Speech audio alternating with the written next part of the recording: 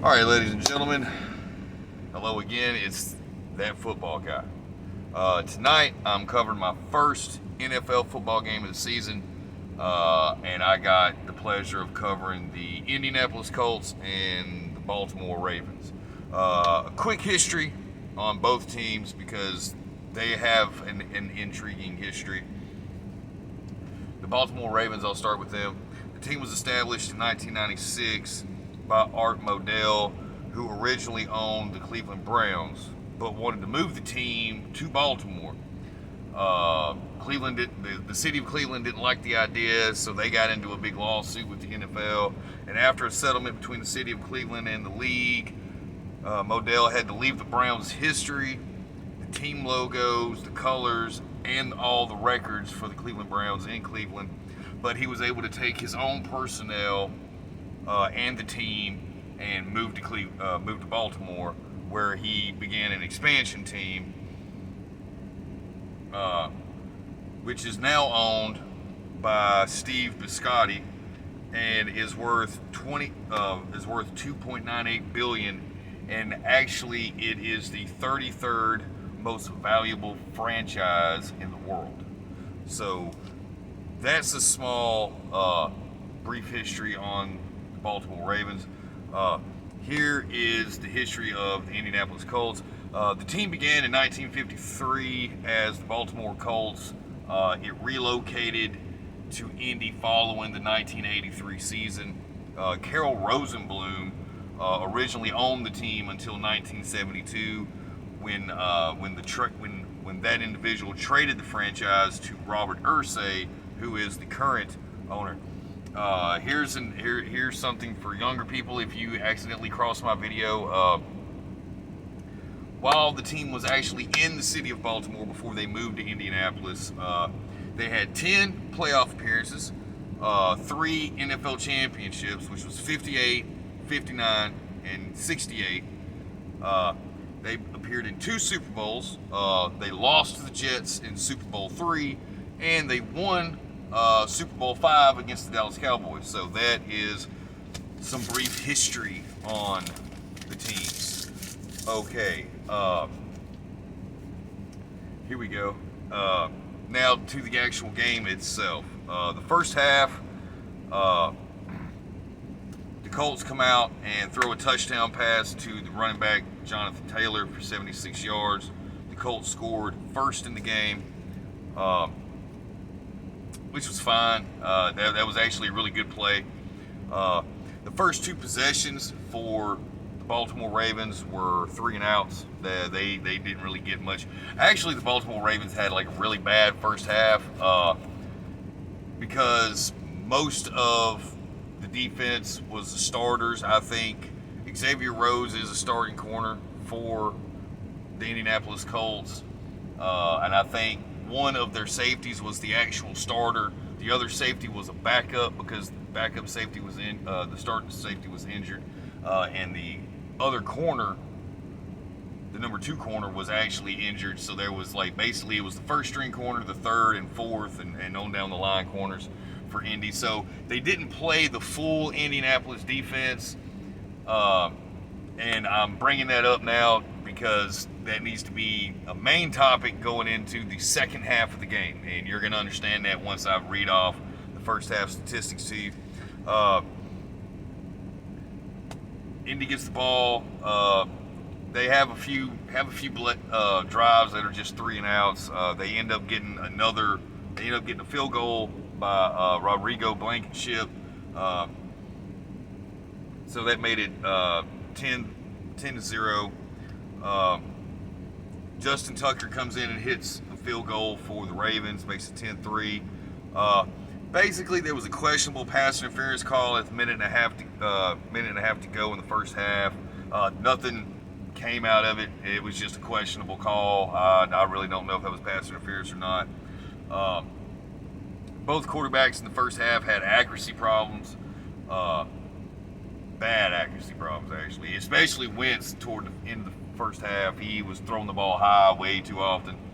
Solid defensive play from the Colts. And by solid defensive play, I mean they contained Lamar Jackson in the first half and made him pass the ball against not their entire starting secondary. Only half of the secondary was the actual starting secondary, and he really could not move the ball through the air at all.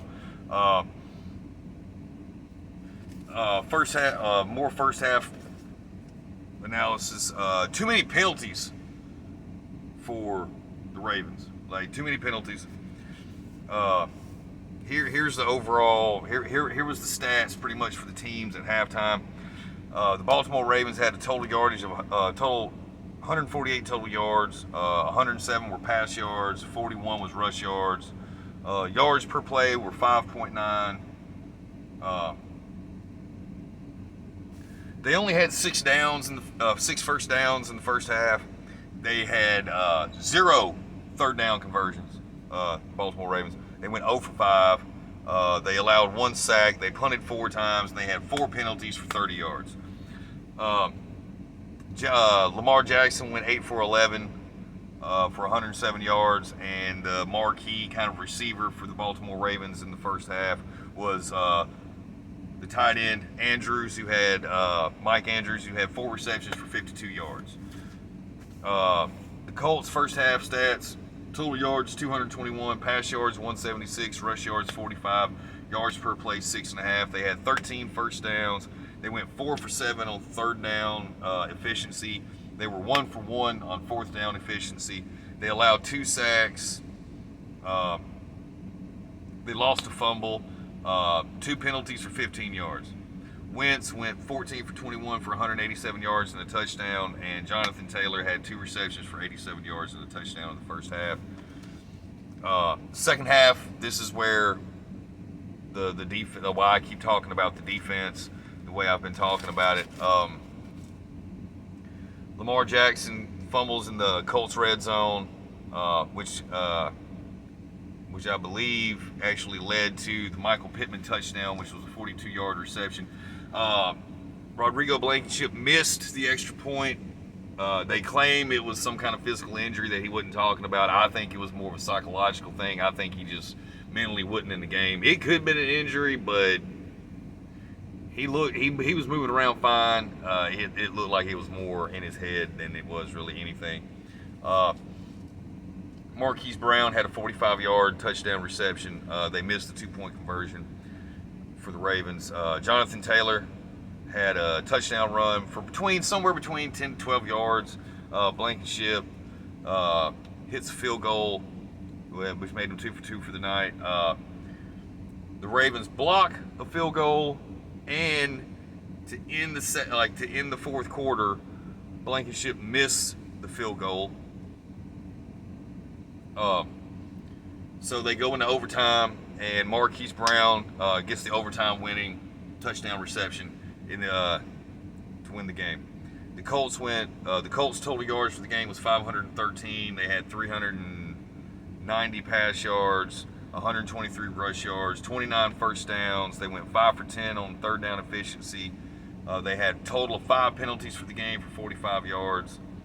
The Ravens had a total yards of 523,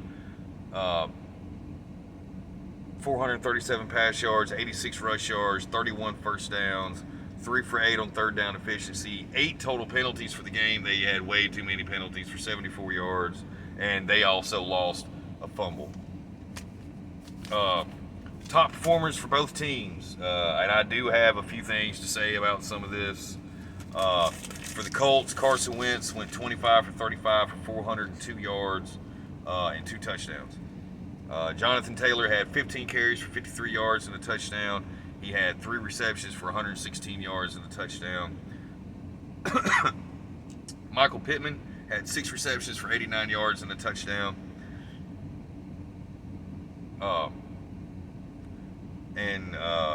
Leonard had 9 tackles and 2 assists on tackles. So that was pretty good, especially for a Colts team.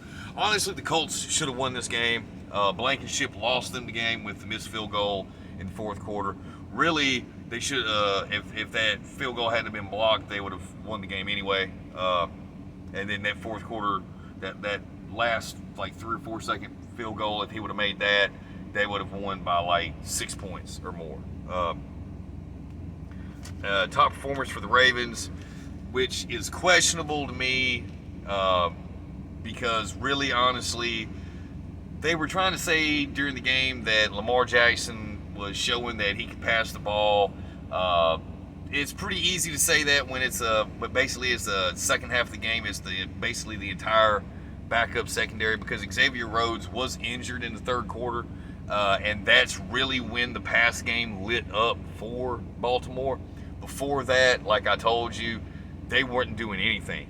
I mean, the whole first half, they didn't even convert a third down. So, 1 second.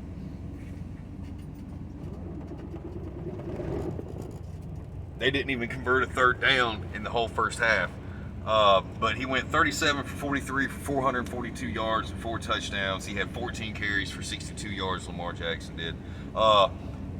Personally, my opinion for the Baltimore Ravens player of the game was Mike Andrews, tight end. He had 11 receptions, 147 yards, and 2 touchdowns. Marquise Brown had 9 receptions for 125 yards and 2 touchdowns. And notable defensive player, honestly, was Stevens. He had 5 tackles and 6 assisted tackles.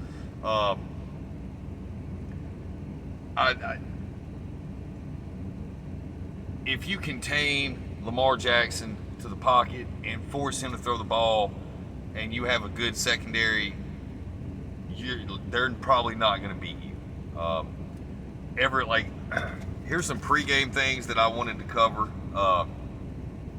There was, the pregame show. Steve Young asked Lamar Jackson, can he play the same style of quarterback, which is where he runs the ball a pretty good bit, for the next 10 years. He said that he's just going to get out there and play his style of football, so he didn't really answer that question. But let's be honest, no, he's not going to be running the ball 15 to 20 times a game. I mean, he had 14 carries this game. He's not going to be able to do that 15 to 20 carries a game, every game, for the next 10 years. One, because Michael Vick didn't do it. Jake the Snake Plummer didn't do it. Cam Newton couldn't do it. John Elway, even toward the end of his career, he would still run the ball here and there, but he wasn't carrying it 15 times a game. Young also stated Jackson could possibly be the best quarterback ever. That's a hard no. Tom Brady has 7 Super Bowl rings. Lamar Jackson is nowhere near that level. I mean, he doesn't even have his first Super Bowl, not to mention the style of quarterback that he plays. He's really limited to the run. When your first string secondary is in the game and you have a good front 7 where you can contain him and force him to stay in the pocket, not give him that ability to get outside and run, which means basically contain the bootleg style plays where he drops back and rolls out, fakes the handoff to the running back and rolls out the opposite direction. If you stop that and contain it, and you force him to stay in the pocket, he cannot beat you passing. As time progresses, I could see Lamar Jackson becoming a better pocket passer, because he's going to have to. He's not going to have a choice. Tell me if you agree with me or disagree with me in the comment section. That's my take on all this. It was a good game overall. Honestly, Baltimore did not win that game. Indianapolis lost that game, especially Indy's kicker lost them that game. And the injury to Xavier Rhodes really didn't help in Indy trying to win that game. But Indy lost it with the missed field goal with 3 seconds to go. Baltimore really didn't win that game. But at the end of the day, I guess the only thing that's going to matter is what it said on the scoreboard. So Baltimore wins. But let me know what you think in the comment section. I'm willing to hear it. And that has been another episode of That Football Guy. So have a great night, and I'll see you guys Thursday or Friday or Saturday.